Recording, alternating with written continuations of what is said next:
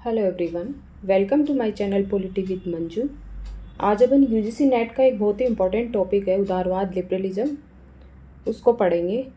देखेंगे कि उसमें क्या है उदारवाद। तो चलिए शुरू करते हैं। उदारवाद एक ऐसी विचारधारा है जो समय के साथ बदलती और विकसित होती रहती है। यानी उदारवाद ऐसी एक विचारधारा है जो समय के साथ उसके रूप बदले हैं। यानी कभी उदारवादी जो समर्थक हैं, विचारक हैं, उन्होंने कभी इसके बारे में कुछ बोला है, कभी उसमें कुछ ऐड किया है कि ये नहीं, ये भी होना चाहिए, ये नहीं होना चाहिए। तो समय के साथ साथ इसकी जो समय के साथ साथ इसकी जो धारणा है वो धीरे धीरे बदली है। इसका प्रभाव विशेष रूप से 18वीं शताब्दी के बाद से बढ़ा है और आज भी लगातार विकसित हो रही है। ये नहीं कि उदारवाद की जगह की कोई और विचारधारा आ गई तो उदारवाद खत्म हो गया, नहीं। उदारवाद अभी भी चल रहा है। यह मूल रूप से व्यक्ति की स्वतंत्रता पे जोर देता है, व्यक्ति के अधिकारों पे और समान अवसरों पे जोर देता है। यानी उदारवाद राज्य की भूमिका को कम से कम करना चाहता है और व्यक्ति की स्वतंत्रता, समानता और उसके अधिकारों पे जोर देता है। उदारवाद का जन्म मुख्य रूप से यूरोप में हुआ है और ये असामंतित था। जो निरंकुश शासक थे उनके विरोध में इसका विकास हुआ है। इसे बढ़ावा मिलने के पीछे कई महत्वपूर्ण कारण हैं। जैसे पुनः जागरण आंदोलन चला, उसमें जो राजा महाराजा हैं, जो पोप हैं, उन सब का वर्चस्व कम करके और व्यक्ति की स्वतंत्रता पे ज़्यादा जोर दिया गया। तो पुनः जागरण आंदोलन, धर्म सुधार जो आंदोलन हुए थे, धर्म जैसे बीच में मध्यकाल था, वहाँ पे यूरोप में क्या हुआ था, धर्म को ज़्यादा महत्व देने लगा था। पोप ही सब कुछ था, शासन पोप से शुरू होता था, पोप ही करता था सब कुछ। तो धर्म को सुधार के धर्म तक सीमित होना चाहिए, ना कि राजनीति में उसका हस्तक्षेप होना चाहिए। तो उस समय धर्म सुधार भी इसका एक कारण है, पुनः जागरण इसका एक कारण है। औद्योगिक क्रांति आई, वाणिज्यिक क्रांति आई, संचार साधनों का विकास हुआ जिससे लोगों के विचार आदान प्रदान होने लगे। मध्यम वर्ग उभरा। पहले जैसे पूंजीपति वर्ग था और जैसे श्रमिक वो था, निम्न वर्ग था। फिर मध्यम वर्ग आया, जागरूकता फैली, संचार साधनों का विकास हुआ तो विचारों का आदान प्रदान होने लगा। तब ये भी एक कारण है इसके विकसित होने का। इन सभी कारणों ने व्यक्ति को जागरूक बनाया और स्वतंत्रता की मांग को मजबूत किया। यानी पुनर्जागरण आंदोलन में लोगों को थोड़ा नॉलेज हुआ कि हाँ, ये भी है, हमारे भी अधिकार हैं, हमारी स्वतंत्रता, हमारे अधिकार भी हैं। जैसे धर्म सुधार आंदोलन में औद्योगिक क्रांति हुई, उसमें वाणिज्यिक क्रांति हुई, संचार साधनों का विकास और मध्यम वर्ग का उभरना, ये कारण है उदारवाद के उदय के। उदारवाद को एक ही वाक्य में परिभाषित करना कठिन है क्योंकि उदारवाद काफ़ी विस्तृत है। क्योंकि यह एक व्यापक और लचीला विचारधारा है, कठोर विचारधारा नहीं है कि नहीं उदारवाद में ये होना चाहिए, इसके बाहर नहीं। उदारवाद में बहुत सारी चीज़ें पीछे छूटी भी हैं, बहुत सारी ऐड भी हुई हैं। ठीक है, तो ये एक लचीली विचारधारा है और काफ़ी विस्तृत है। यह व्यक्ति और राज्य के संबंधों को समझाने का एक दृष्टिकोण है कि व्यक्ति ये है और राज्य ये है। व्यक्ति नहीं, राज्य को व्यक्ति के इन चीज़ों में हस्तक्षेप करना चाहिए। यानी व्यक्ति के लिए राज्य को ये करना चाहिए, ये नहीं करना चाहिए, ये सब इसमें है। इसमें व्यक्ति की स्वतंत्रता को सबसे महत्वपूर्ण माना जाता है। ये किसी कठोर सिद्धांतों का समूह नहीं बल्कि सोचने का एक तरीका है कि हाँ, राज्य को व्यक्ति के लिए ये करना चाहिए, राज्य का ये दायरा है और व्यक्ति की स्वतंत्रता में विश्वास ही उदारवाद है। यानी व्यक्ति की जो उदारवाद व्यक्ति की स्वतंत्रता पे, स्पेशल व्यक्ति की स्वतंत्रता पे ज़्यादा जोर देता है। उदारवाद की मुख्य विशेषताएं देखते हैं, चलिए। व्यक्ति सर्वोपरि, उदारवाद ने माना है कि व्यक्ति सर्वोपरि है, व्यक्ति स्वतंत्र है, वह तार्किक है, अपने विचारों को रख सकता है, अपने विचारों के लिए तर्क कर सकता है और वो आत्मनिर्भर है।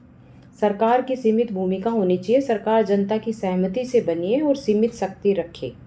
यानी उदारवाद का मानना है कि सरकार को जनता ने चुना है, जनता की सहमति से सरकार बनी है, तो वो अपनी जो शक्तियाँ हैं उनको सीमित रखे। कानून का शासन, सभी पर समान कानून लागू हो, यानी सब पे इक्वल कानून लागू हो। ये नहीं कि कोई अमीर आदमी है तो उसने अपराध किया है तो उसको कम सज़ा मिले और जो गरीब है उसको ज़्यादा। चुनाव और लोकतंत्र, जनता को सरकार चुनने का अधिकार होना चाहिए। अवसर की समानता, हर व्यक्ति को आगे बढ़ने का समान मौका मिलना चाहिए। सहिष्णुता और सामाजिक न्याय, समाज में सभी के साथ न्यायपूर्ण व्यवहार हो। सही यानी सबके साथ सहिष्णुता और सामाजिक न्याय होना चाहिए, भेदभाव नहीं होना चाहिए। ये उदारवाद की विशेषता है। इसके बाद आता है उदारवाद के बाद क्लासिकल लिबरलिज्म, शास्त्रीय उदारवाद। शास्त्रीय उदारवाद का विकास विशेष रूप से इंग्लैंड और यूरोप में हुआ है। व्यक्ति अपने शास्त्रीय उदारवादी मानते हैं कि व्यक्ति अपने हितों को समझने में सक्षम है, उसको पता है कि मेरे लिए क्या अच्छा है क्या बुरा है। राज्य को इसके कम से कम व्यक्ति के दायरे में, व्यक्ति के जीवन में कम से कम हस्तक्षेप करना चाहिए। शास्त्रीय उदारवादियों का ये मानना है। आर्थिक क्षेत्र में व्यक्ति स्वतंत्र होना चाहिए। इसका आधार व्यक्तिवाद और मुक्त बाजार है, यानी व्यक्ति स्वतंत्र है और बाजार को मुक्त छोड़ देना चाहिए, अर्थव्यवस्था को मुक्त छोड़ देना चाहिए, बाजार पे छोड़ देना चाहिए। ये शास्त्रीय उदारवादियों का मानना है। शास्त्रीय उदारवादी मुख्य विचारक हैं जॉन लॉक, जो सीमित सरकार चाहते हैं। उन लोग के विचार थे कि सरकार को सीमित दायरा रखना चाहिए, ज़्यादा हस्तक्षेप व्यक्ति के जीवन में नहीं करना चाहिए, और वे एक राज्य को रक्षा तक, उसकी सुरक्षा तक ही सीमित रखते हैं। तो सीमित सरकार और अधिकारों के समर्थक के रूप में लोग राज्य को मानते हैं, सरकार और राज्य को। होब्स वो शक्तिशाली राज्य के पक्ष में है, इसलिए पूर्ण उदारवादी नहीं माने जाते, लेकिन वो व्यक्ति को तार्किक और विवेकशील मानते हैं। लेकिन साथ ही वो कहते हैं कि राज्य है वो पूर्ण शक्तिशाली है, राज्य जो इच्छा होगी वो करेगा। लेकिन उन्होंने साथ होब्स ने ये भी बोला था कि व्यक्ति के लिए यदि राज्य सही नहीं है, वो मतलब व्यक्ति के साथ गलत कर रहा है, तो व्यक्ति को ये अधिकार है कि वो उसका विरोध करे। तो वो ना पूर्ण उदारवादी हैं और वो कुछ व्यक्ति के समर्थक भी हैं कि व्यक्ति पूर्ण तार्किक है, विवेकशील है, तो वो अपने डिसीजन खुद ले सकता है, ये भी वो साथ में कहते हैं। उदारवाद के विभिन्न आयाम, अच्छा लोग हैं वो पूर्ण उदारवादी हैं। उदारवाद की नींव कहा जाता है कि लोग से ही रखी जाती है। उदारवाद के विभिन्न आयाम, सामाजिक दृष्टि से उदारवाद क्या है, जैसे परंपराओं रूढ़ियों की अंत स्वीकृति का ये विरोध करता है। उदारवाद की जो परंपराएं हैं और जो रूढ़ियां हैं, जैसे धर्म सुधार आंदोलन और पुनर्जागरण में इन्हीं चीज़ों का विरोध किया गया था, तो उसके बाद ही उदारवाद आया था। तो उदारवाद है वो परंपराओं रूढ़ियों का विरोधी है। तर्क और विवेक के आधार पर समाज का मूल्यांकन उदारवाद करता है। आर्थिक दृष्टि में व्यक्ति को व्यापार और संपत्ति का अधिकार है, उसको स्वतंत्र छोड़ देना चाहिए। सरकार का न्यूनतम हस्तक्षेप होना चाहिए और मुक्त बाजार प्रणाली का वे समर्थक करते हैं। राजनीतिक दृष्टि से शास्त्रीय उदारवादी कहते हैं लोकतंत्र और चुनाव प्रणाली, यानी लोकतंत्र होना चाहिए और चुनाव प्रणाली होनी चाहिए और व्यक्ति को उसमें वोट देने का और प्रतिनिधि चुनने का अधिकार होना चाहिए। शक्तियों का विभाजन होना चाहिए, शक्तियों का केंद्रीकरण नहीं होना चाहिए, शक्तियाँ विभाजित होनी चाहिए। स्वतंत्र न्यायपालिका होनी चाहिए और प्रेस की स्वतंत्रता होनी चाहिए, और अल्पसंख्यकों के अधिकारों की रक्षा राज्य करे, ये शास्त्रीय उदारवादी मानते हैं।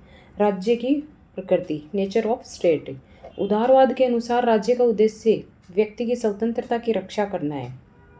उदारवादी मानते हैं कि व्यक्ति का कार्य है कि वो राज्य का कार्य है कि वे व्यक्ति की स्वतंत्रता की रक्षा करे। राज्य जनता के सहमति से बनता है, उसकी शक्ति सीमित होनी चाहिए, वह कानून के अनुसार कार्य करे। ये उदारवादियों ने माना है कि राज्य की शक्ति वो असीमित नहीं होनी चाहिए कि व्यक्ति परेशान हो, उनकी शक्ति सीमित होनी चाहिए, उसका एक दायरा होना चाहिए और वह कानून के अनुसार कार्य करे। जॉन लॉक ने संवैधानिक सरकार का समर्थन किया और निरंकुशता का उन्होंने विरोध किया था। जो मॉडर्न ट्रेंड्स हैं उदारवाद के, वो देखते हैं। समय के साथ उदारवाद में बदलाव आया और इसमें कुछ नए विचार जुड़े, जैसे नव दक्षिण पंथ है, न्यू राइट्स है। आर्थिक क्षेत्र में दक्षिणपंथी मानते हैं कि आर्थिक क्षेत्र में पूर्ण स्वतंत्रता होनी चाहिए, ठीक है, सरकार का कम से कम हस्तक्षेप होना चाहिए और बाजार आधारित व्यवस्था का उन्होंने समर्थन किया है नव दक्षिणपंथियों ने। इस विचार को कई नेताओं ने बढ़ावा दिया, जिसमें मार्गरेट थैचर हैं जो ब्रिटेन के हैं, रोनाल्ड रीगन, इन्होंने इन विचारों का समर्थन किया है। एक राष्ट्र रूढ़िवाद, वन नेशन, ठीक है, यह विचार समाज में संतुलन बनाए रखने पर जोर देता है। जैसे एक राष्ट्र रूढ़िवाद है, ये मानता है कि यह विचार समाज में संतुलन बनाए रखने पर जोर देता है। इसमें अमीर और गरीब के बीच अंतर कम करने की कोशिश की जाती है कि गरीब और अमीर के बीच जैसे टैक्स वगैरह लगा के जो अमीर लोग हैं उनसे पैसे टैक्स वगैरह वसूल करके, और जो गरीब हैं उनके लिए ऐसी पॉलिसियां बनाई जाएं जिससे उनका भी उद्धार हो। इसके प्रमुख समर्थक थे बेंजामिन डिज़रायली। ठीक है।